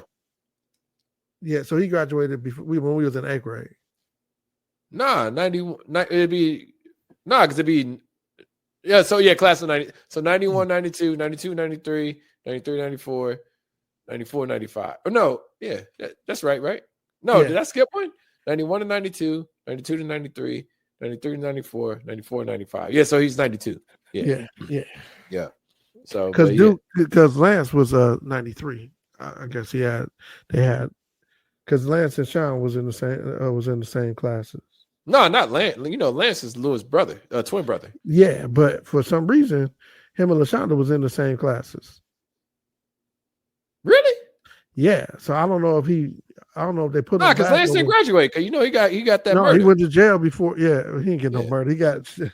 But for shooting that. For shooting that drug. For what? It's for what? $1 or $4? She tried to roll it up. No, she was supposed to give him a 20, and she wrote it up. Only gave him $1, right? Yeah, when she came back the second time, he caught it. So it was really $40, and she get $40 was the product value, and he only had $2. So it was over $38 that he shot her, and she spit up the bullets. But she lived. Yeah, so people don't feel bad for her. That's crazy though. It's just the fact that reminds me. I know you watched The Wire, but like that's literally a scene from The Wire. Like when he had the fake money or whatever, he tried to make it. Yeah, I was like, bro, that. Yeah, he did it. They beat the shit out of Bubs. But they killed the white boy, didn't they? No, so the white boy got beat up because of he passed out the money. The white boy was the one who passed out the money. No, Bubs did it and got away with it. No, that's what it was. Bubs got away with it, and then the white boy tried to do it and got beat up. Remember, the white boy had to pee out of a bag and stuff, or had to pee in a bag and stuff like that, and then found out he had AIDS or HIV or something too. Yeah, HIV. Yeah. So sad story, man. But that's literally one of the greatest shows ever. But it was showing stuff graphically. It wasn't as bad as what's that shit? The P-Valley? The shit in jail. Oz. Yeah. Yeah, I think that's what it was. Oz. Yeah. I remember one time, Moms was like, "Why are you watching this?" My mom was a prison guard. So you like this? I was like, it's interesting. It was kind of cool even though, people was getting fucked and all of the shit was going on, it was kind of like the casting was actually pretty good, from I only watched a couple shows. I didn't watch. I have every season on DVD. That's wild because they was wilding in that mud. That's how I was like, yo. The first episode was wild. But it was cast so great. Like my man, was it from Law and Order or SVU? One of the shows, whatever. That dude, Law and Order. Yeah, he been on there for damn near 20 years or whatever. But I never saw him the same. Hell, fucking Schillinger, the nigga from Marvel, he plays JJ Jameson from Spider-Man and shit. Oh yeah. Oh shoot! I didn't even. Dang! Yeah. He was super young. That dude's Omni-Man too. Shit. So it's just like, but every time I see him, I was like, yo, you was fucking Beecher in the ass. I remember one time it was a scene where Beecher was just sitting down. I think it was like maybe like the second or third episode, and this nigga got his toes on him, and then he's like doing like this. And I'm like, nigga, man, I was like, you are a method, you are a great actor, because he had me believing that he was that person. That's terrible. And see, it's hard for me to see people in that role and be like you gay nigga. Look, Adebisi. It's hard to see Adebisi in any other role. Like, you remember him, the dude wore the hat to the side or whatever? Yeah. Like, it's hard for me to not see him as Adebisi. Well, what was Michael Williams in Omar, yeah. Omar gay self, dog. He was hard. He was my boy, but that nigga was too gay. Probably had the most depth of a character on that show, but it's just like crazy. Avon had the most depth. Avon had the most depth, and I'm gonna tell you why. Because Avon had to be everything to everybody and never really lost his cool. And even when people did, like, dog, think about it. Avon, if everybody had played by Avon rules, none of this stuff would have happened. If they didn't play by Avon rules, they'd have been without drugs and they would have all got murdered. Avon was fucking up the game, and Stringer kept. But that was after Stringer messed up. Like Stringer was messing up, and like Avon was like, "Yo, the product is the product. Like we'll get the product." Yeah, I think. But Marlo was coming in, so Stringer had no choice but to put the crew together in order to go up against Marlo because they had no muscle. That's why they brought in my man, the dude from New York. New York, yeah. And then they ended up sicking Omar on him, you know what I'm saying, just so they could take him out so he wouldn't fuck up the because it was East Side and West Side. Yeah. So he was trying to keep that together. Yeah, he was trying to keep that together so they can have the best drugs out there, whatever. But yeah, because but they had made the deal with Preacher. What was my man at basketball? Fat dude that was running. Wasn't he running the East Side? Man, I ain't he's just out. Yeah, he's out. Yeah. He's just out. Prop Joe. Yeah, Prop Joe. But Prop Joe was a part of the conglomerate that they put together so Marlo couldn't run them off of their corners. Who was Marlo's behind that? Huh? Yeah, Marlo just came in as a machine. Like, I'm gonna take this over. Like, but yeah. And Stringer Bell was doing whatever he wanted to do, and we wasn't necessarily listening. And for him to see, like, if he was really second in command and like could talk to Avon, he would have got it straight. Avon was that dude. Stringer tried to change the street game and wasn't nobody going for it. Like he tried to make it. He tried to elevate it. Yeah. He tried to make it where it was like, do it like this, do it like Stringer had the business mentality, but it's just like saying, well, we got the weak product, we put different caps on it, we can still sell it. But at the same time, you can't legitimize the street game and expect, like whenever you try to it's flawless. Whenever you change the game, people are gonna buck back. You know what I'm saying? And that's where, he had no loyalty for him. Like even when he was trying to get Senator what's his name? The senator trying to get him to, help him get through with all of the red tape that he was doing, what he was trying to build. Development. It was like, he tried to have I forgot his name, but Slim Charles. He tried to have Slim Charles go out and kill him. He's like, yo, and that's when Avon got home. He was like, yo, we can't have one of our street dudes killing like a mate. Like let's go bring heat on us, Yeah. So he should have contracted that out to somewhere else, though. Like, yeah. I mean, it's just like the game is it's just weird, like seeing it unfold. But I don't know, man. Like that's a hard. I like Avon. But I don't know, man. It's like, are you talking like from a street level, like who has the most? Because I like Marlo. I mean, not Marlo, but Omar was a complicated character. Like, because Omar abided by the code. He had a code. You know what I'm saying? He was gay as could be, but like that didn't take away like from his name. Hardness. His name rang like literally. They were like, "Here come Omar! Here comes!" Like it literally like it was. The nigga would walk down the street with the gun. Open, with pajamas on. Yeah. You know what I'm saying? He's just going to go get some honey Cheerios. He was he had more respect than Avon. I think he had the most supreme respect out of everybody in there because he had a code. He just came, it was time to collect, right? He was a robber, right? Then they killed his dude and like he lost it.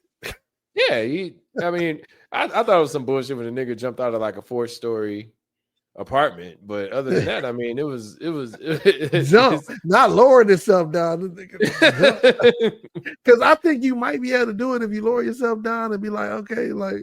I mean, he could have lowered himself, went to the next apartment. If that was possible, but I'm like, okay, this nigga like literally jumped from.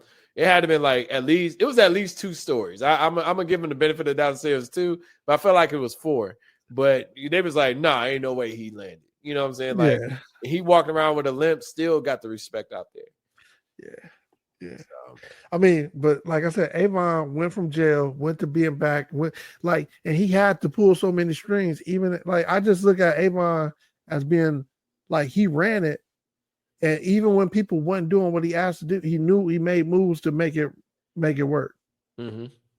Yeah, Avon started fucking up in the end though, and that's what got him locked back up. Yeah. I mean, he was still trying to like he was trying to still muscle Marlo when it didn't really, like Marlo had, sometimes you got to understand, like you got to relinquish the game.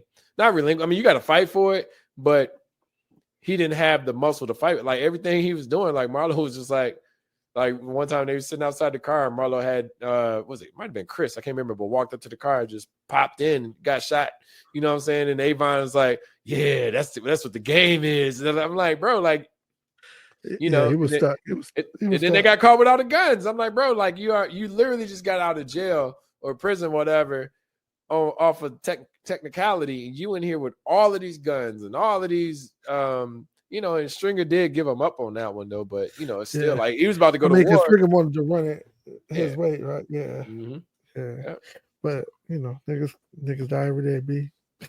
For real. Speaking of that, man, like it's like kind of like, and I know we're about to wrap up in a little bit, but how you feel about the little like with Dame Dash and Cam going back and forth? Hey man, I'm all for it. Like Dame, but it's when Dame came up to the Breakfast Club and he said, speaking on another man is like this, like girl stuff. I'm a firm believer in that. But then he's doing that, and I know I know that Infamous is still the same as Famous. So like with him, like Dame don't have the respect. I don't have the respect that I used to have for Dame. Because I feel I lost a lot. He's trying to play 50 when he's not a 50 dude. You know what I'm saying? Like he's not funny. He can't pull it off. 50 Cent is the dude that can do a lot of stuff. 50 the smartest dude in the game, honestly. I mean, outside of maybe Jay-Z and stuff like that, like 50 is literally the smartest. Like in 50, you don't want smoke with 50. You just leave it alone. Like people say, well, 50's a bully. I was like, I have not seen one situation where 50 was just bullying somebody. Like he might not fuck, like it might be something with like maybe Murder Inc. that he don't fuck with them. But that history, that they got some history where like niggas died. Niggas, I mean, they blackballed them too. Like so they have history. You know what I'm saying? Like a lot of people don't realize it's like, oh well, he didn't feel bad about Irv Gotti dying. I was like, yo, them niggas tried to kill him. And then still don't want him to eat. You know what I'm saying? Like that's the thing. I was like, bro, like I can't say that he tried to kill him, but I can say Supreme is the one that said tried to kill him, right?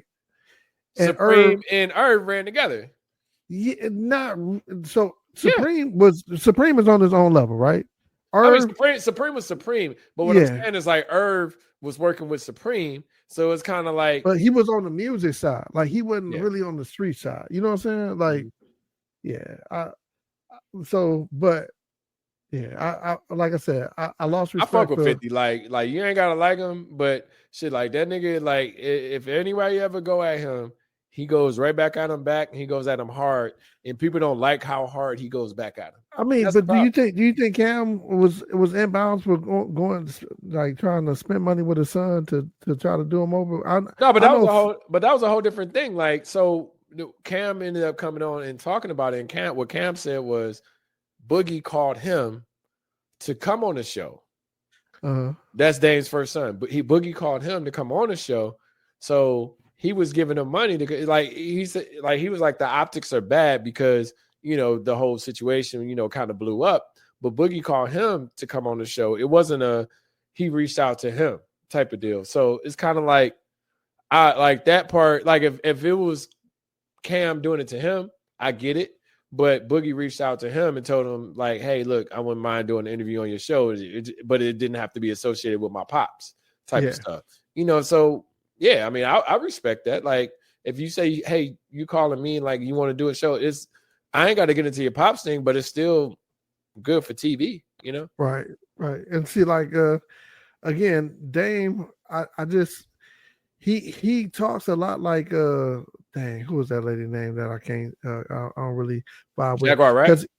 No, I don't fuck with her either. No, Candace Owens. So Candace Owens have enough good sense, and she have enough good sense.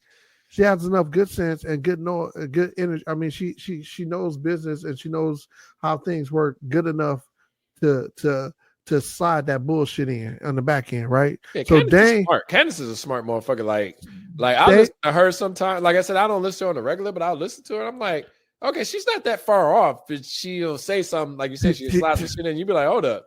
yeah. Did you know the military has a Hollywood budget? Mm-hmm. Yeah, nigga, because they make money off Hollywood too. When Hollywood want to use these planes and stuff, but I'm sorry. Yeah, I won't go into the Candace Owens thing, but Dame is like that because he is like when you're a boss and you make boss moves. That's when you can. Like being a worker is one thing, but being a boss is another thing. And taking care of all the people that report to you, it's a different energy, right? But you can't be a boss if you broke.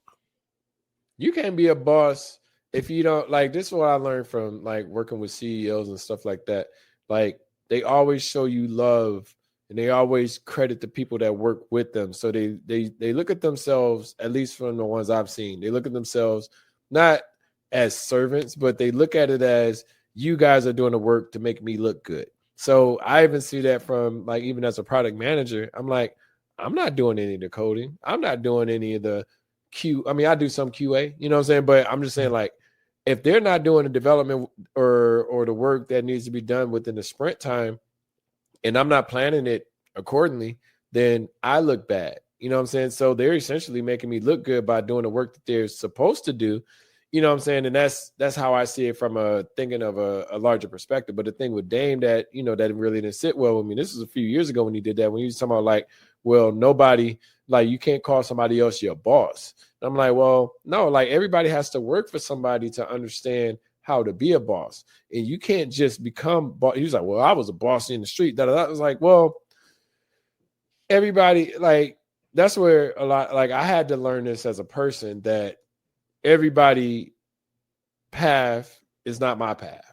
You know what I'm saying? Yep, so yep. I can't tell somebody do it like this and this is the outcome you're going to get. Like I did it like this. This is the outcome I got. If you want help with trying to figure out your path, then I can help you with that. I can coach you along the way. Yeah, I can show you what worked for me. Yeah, and I hopefully can't that can tell you that this is going to get you. I can't guarantee you shit. Yeah, right. Because I don't know how much you putting into it, so I can't guarantee that part. You know, shit. You know. Yeah. So, but it's always interesting, like listening to and the sad part is like Cam and Dame. Dame is a little bit older, but you know they grew up together. You know what I'm saying? So even to like I love the fact that Mace and Cam have recovered their relationship because they were going back and forth at one point in time. And I'm like, damn, like when you can have somebody like hell, Cam and Mace played on the high school team together. You know what I'm saying? This is like they got real history. You know what I'm saying? So like to see them doing the show and being great at it. Like I don't know if you saw the when Adrian Broner came on there on the show and it was just like being just wilding and shit, talking about the co-host and talking about like, oh, you look, you know, like, and you know they stood up for they stand up for their team. You know what I'm saying? Mm-hmm. So to see, you know what I'm saying, that dissension between Dame and Cam is kind of hard because Cam would be like, yo, I broke Dame off this because he put me on type of stuff. And you don't that connection is not there anymore. But Cam then broke off with everybody. Jim Jones, what's the other name? Sauce. What's the other dude that was in Dipset? Are you talking about Santana? Jules Santana. Yeah. 50. Like no, he's working with 50. Now, but remember they had their little falling out. Yeah, like, but you know what? All these fallouts is really over money, which is crazy. You know what I'm saying? Like, yeah, I mean, because money and pride is like, again, it's the scarcity effect, right? But pride is something that, you know, like shoot, they stand on it and they want to be the best. And sometimes, especially in rap, being the best means that you go at people that you think. But you don't have to though. Like the situation, like say for instance, Jay-Z and Nas, like they were better. I mean, of course, you know, they had the Ether and take over and all of these things, but when they came back together, it worked out for both of them. You know what I'm saying? Beneficial. Like it was. But I think that's growth, and so like I would tell you that Jay-Z 444 and all of Nas albums, like that shows you that grown men can rap and still be like still be relevant. I mean, because this artist making some of their best music now that they're older. Yeah, and it's like, like, why did y'all have to be beefing before? Like, niggas didn't make it in rap because of niggas beefing before, and that's the sad part. Like, you got Cannabis and LL. Like, Cannabis, I remember one point in time, Cannabis was the hottest dude on everything, like from mixtapes to features, just all songs. And that dude didn't drop a good album, but still, I felt like he fucked LL up on second round knockout. And just because LL, in my opinion, had the larger platform, the machine, yeah, the larger machine platform behind him, that Cannabis never got really the chance to become that great. I mean, what you think about Cassidy though? I think Cassidy might have been the one, because like Cassidy got bars. It just seemed like he never ever got it. He couldn't get over it. No, see, this is the difference. Like, I feel like say for instance, Freeway's first album, because they had their little battle and stuff like that. Like, it wasn't like a beef in the streets or anything like that. It wasn't like, even, it was just them battling back and forth. So it didn't really go that far. Freeway dropped, hell, I thought Freeway dropped like two dope albums in a row. Yeah. And it's like, I would have, like, me listening to Freeway on 1-900 Hustler, I was like, who is this rap? Like, this sounds weird, you know what I'm saying? But as he kept coming more and more and more, I'm like, okay, he can actually like rap, whatever. So but with Cassidy, it's like, well, I mean, because Cassidy had, Hotel, I'm a Hustler, all of the, like, he had some hot singles, but it's just, some rappers can't really, I was watching an interview. It's funny that you mentioned Cassidy. I was watching an interview with Cassidy the other day talking about, this is like not funny, but it's kind of sad, honestly. But he was talking about like when he was, he had went back to the battle rap scene, and he was like, well, yo, I ain't battling nobody unless it's for 250,000. And then he was like, well, he's like, people's coming at me for 20,000, 40,000. It's like, I ain't doing it. He's like 40,000, 80,000, I ain't doing it. And he was like, and he said this himself. I'll see if I can find an interview, because random stuff be popping up in your algorithm. But he was like, yeah, he's like, yo, that's what 15 years of my life went. I was like, damn. 15 years of your life just from thinking like you overvalued yourself. Yeah, and then you didn't think of what those could lead to. But some nigga, people, this is battle rapping. You want $250,000? Didn't Spreewell do the same thing? Like Spreewell said, Spreewell talking about like he couldn't feed his children. Talking about 15 million, right? It was 3 years. But it was 3 years, 28 million, I think it was. It was no more than 30, but it was no less than 25. It was somewhere in there where he was like, yeah, this ain't enough to feed my family. And he just wrote out the rest of his contract in Minnesota, and that was it. The hard part about the NBA, man, which I was actually talking to this dude earlier, and I was trying to Google, I couldn't find him, but he's one of my neighbors. And kind of find out he played in the NBA. He said he played for the Clippers for like 7 years. I was like, damn, okay. So I started looking. I still couldn't find him. But anyway, I might have been lying. I don't know. But anyway, I'm talking to him. And he was like, one of the lessons that he had to learn. This is literally earlier today. I was actually across the street because it's a house I want to buy. And he owns it, or his father owns it. And his father used to be an NFL player too. And I'm talking to him.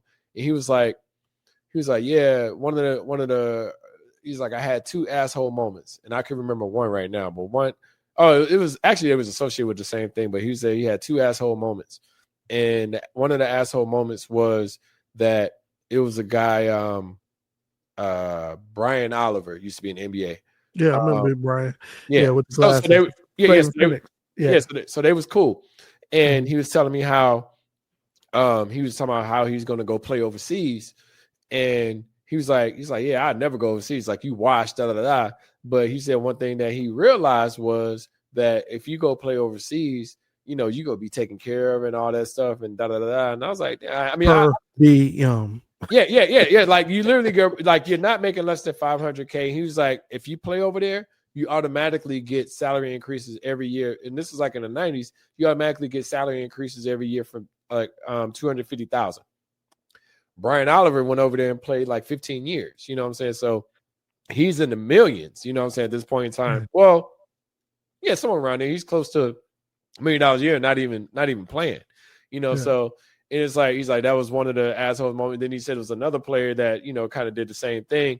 And I was like, damn, like it's cool for him to even like, see that, but at the same time, understanding like it's not all like let people do because how did I get on this topic? how did we get here?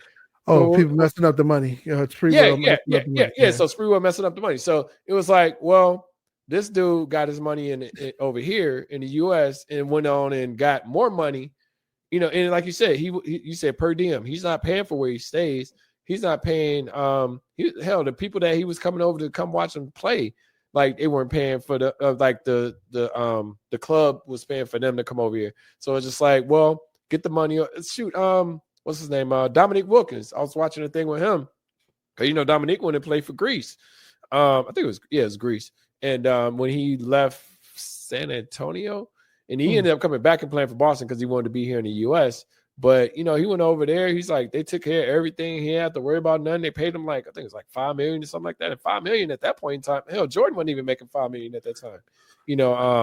So. But Dwight said he went over there and made $100 million in 1 year, which is crazy. Yeah. But, fucking Stephon Marbury got a statue, nigga. Like that nigga's in Japan Chinese Hall of Fame. Yeah, because he took his team to like 3 or 4 championships though. Like he went over there and rejuvenated his career and found basketball. I was happy for him because I used to be a Marbury fan until he went kind of crazy and eating Vaseline and doing the whole jumping. I remember that weird shit. Yeah, I see. The only thing I didn't fuck with Marbury on, I remember like it's just this weird stat, but he was always getting traded for like a top tier guard, and every time he got traded, the teams that he was not leading well, or he had good stats, but the teams that when they got the other guard, they just balled out.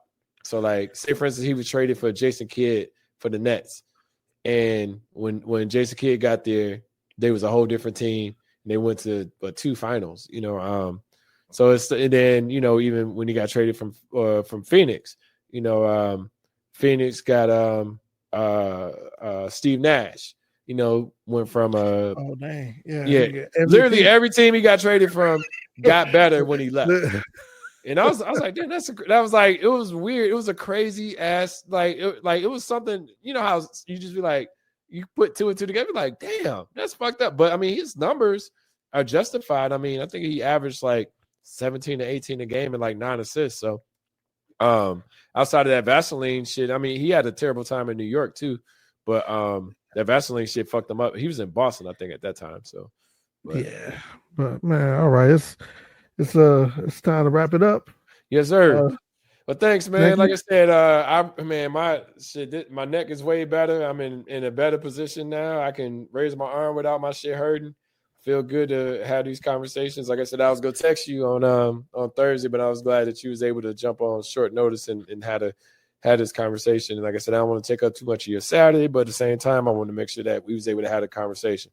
Yeah, and this is a good conversation. It's a whole bunch of stuff. We could have talked about Nicki and Cardi. We could talk about a whole bunch of shit. But but I do want to before we get off, Demarius Sargent. You remember him? Yeah. All right. Dude is running a marathon. Like, he got married in Chicago, doing his thing. He's light-skinned dude, right? Yeah, light-skinned. Dude is doing great. Like I said, he got married in Chicago. He ride bikes. He rode across the lower part of Michigan, and now he is doing a marathon. And he wanted me to tell you that he's seen how your journey was, and like he got to he said he in the best shape of his life. He ran 20 miles last week. Oh, he running in Chicago? Yeah. Oh, that's dope. He was always a cool dude. I fuck with him now. He was always a cool dude. So he wanted to say, hey, tell Sean that I see him running. Now I'm running marathons. So like that, like, and you know how he was built. So like, him running marathons is dope as fuck. Like, okay. So before we jump off, this is one thing I think is, and this is to what he said. Whatever you're doing in life, just try to be dope at it and try to impress. Like, I want to say impress yourself, but try to do the things that make sense for you, because other people are watching and other people can use those things as motivation. You know what I'm saying? Like, you mentioning him now, I'm so like, I hadn't heard that name. I mean, I see him on Facebook from time to time, but I hadn't heard that name in years. And he's always been like a cool dude. like I said, it said he, misunderstood. Yeah, misunderstood. But he's always been a cool dude, and I've always, respected him. But all that being said, just keep doing the things that you think that makes sense for you, because people are watching, and people could either use it as motivation or they could use you for hate. Very similar to what we was talking about earlier today. So both of them should move you, right? I love what you're doing. I love the hate more. Like, I like the motivation, but the hate works even more. I'm like, oh, you tell me I can't do this? I'm gonna do it. I'm gonna do it, and I'm gonna do it right. I'm gonna do it in your face. You're gonna be like, damn, like why he always got on, I don't know, daddy shorts or whatever they call them, older daddy shorts. Like, yeah, because I got thighs, nigga. Like, you can see my nigga, I had strong calves, nigga. I always had big calves, nigga. Like, so I'm gonna make sure them bitches show every single time I'm on this bitch, and I'm gonna run as much as I can. The other part about this too, man, is now we're saying that we gotta run Joe and Frank off the court, because I think they said that they was killing us on the court or whatever, and I was like, I don't remember that.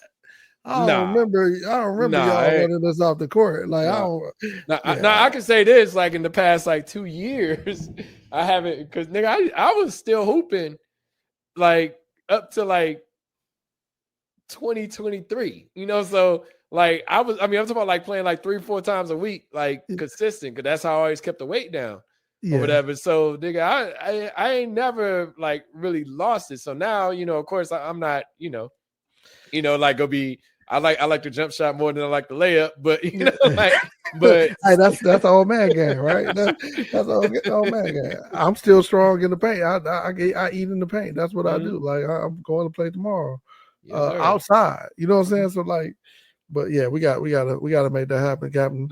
Love to do that shit. I ain't got to shoot, and I hope now. I feel way better now. Nigga, like before the surgery, nigga, I could barely lift my arm. Like, that shit was literally shit. And that's what I said. The last 2 years, with the pinched nerve, I couldn't, like, every time I would do, like, if I held my head up like this, my fingers would start tingling. You know what I'm saying? Like, it was. So see, I got that in my elbow sometime when I push it up, because it's got that. It's got the bone spurs in there, but listen, I'm literally waiting for Dr. Clearance to tell me I can run. Like, I did a cycling class earlier today, and of course, like, that didn't impact the neck, so it's like low impact stuff like that. But shoot, I talked to the doctor October 10th. As soon as he says that, I'm back to running, I'm back to hooping, I'm doing everything. So all right, well, I'm going back home, I think, next week. So we'll figure a way to get it out, but. Yeah, because when they said that, I was like, "Wait, for sure." Like, wait, what they say that? What they say that? I didn't like, see that. It was like, yeah, like they was like, "We would kill y'all. We kill y'all on the court." I was like, "You and Frank killed us on the court? What court?" Because if it was Craig, you talking about Joe Trigg? Joe Trigg, yes. He was like, they was killing us out on the court. I don't remember that. I mean, Joe kind of gave up on basketball. Like, he was playing like Joe, I have played. Yeah, he didn't play. He didn't play like in high school or whatever. Yeah, I mean, he literally, like, it was all baseball. Yeah, but I mean, because you can look at him, he has a baseball shape. Like, he has baseball shape. He played some ball. Like, he was good at baseball. No, he's real good. Yeah. I mean, I get it, but I don't. I'm still. I mean, like I said, I'm still active. You know what I'm saying? So it's not like I'm a beat you on endurance. Well, I hope I can get to that, because that's where I'm at. I'm like, I can't let this can't let this go. But I still play, and I still play fives up and down. I'll beat you on endurance. You'll be like, I remember one time this chick, and then we go drop. I remember one time this chick, she hooped for Michigan State, and I was hooping against her, and like, it was just me and her playing 1-on-1, and I'm like, love basketball, huh? Love basketball. Right. So, for the heart? No, it wasn't to that point, but I'm playing her. And I'm doing her. And then she, like, she getting the jump shots off and stuff like that. But the thing was, I got tired. You know what I'm saying? Like she had, because she played for the team. Like, she was literally endured to play. Was it 20-minute quarters, 40-minute? Or actually, I think 20-minute half. Yeah, that back when they played. No, but girls play quarters now, right? Or they play quarters now, but they used to play. They used to play half. 20-minute half. Yeah, But she was endured. So she was like, I had to start like bodying her to make sure she couldn't get me. You know what I'm saying? Yeah. Like, but I'm saying all that to say, like, my endurance is still like, it's not to back then. Of course, that was 20 years ago. But like, I'll make a motherfucker tired and be like, damn, this motherfucker just running around the court. So Richard Hamilton, so they can't, because we got to do that all the time. I hate guarding him, dog, because he runs everywhere. He'd be like, dog. Yeah. All right. No, this dude named Rodney Page. Man, that nigga, man, like that nigga is the best shape he plays violin too, but man, that nigga will run your ass all the way around the motherfucking court all day and just get all the rebounds. And he only like 5'8", But thank you all for listening. Thanks for jumping on. Appreciate it. Can't wait to talk to you soon again. Hopefully it's next week and we'll figure out. Yeah, we figure out. Yeah, make sure you like, subscribe. Reality or Not Podcast, nothing new under the sun. Brian Clancy, DJ Reality, Sean. Make sure you like, subscribe, leave a comment. If you want us to talk about specific topics, we're willing to do that too. But all right, y'all. Peace.